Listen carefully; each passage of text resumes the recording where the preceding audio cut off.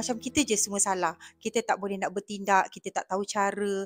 Bila sampai dekat camp 2 hari ni barulah tahu apa jalan nak penyelesaian dia.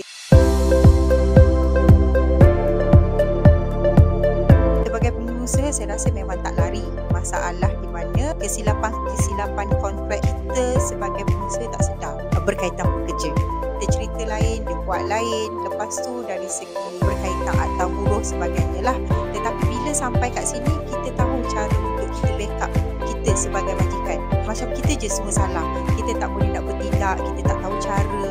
Bila sampai dekat camp 2 hari ni, barulah tahu apa jalan nak penyelesaian dia. So, kita ingat kita tak ada payung yang nak berteduh. Rupanya cara tu ada. Macam mana nak backup kita punya business, kita punya branding kita tak nak jatuh. HR macam mana, akta lagi. Puan Mastura daripada Master untuk HR, saya rasa dia seorang yang sangat-sangat berpengalaman. Kalau tak, dia tak boleh nak cerita macam mana cara untuk break sesuatu masalah, nak settle benda tu. Walaupun slot separuh hari, pengisian dia seperti 2 hari.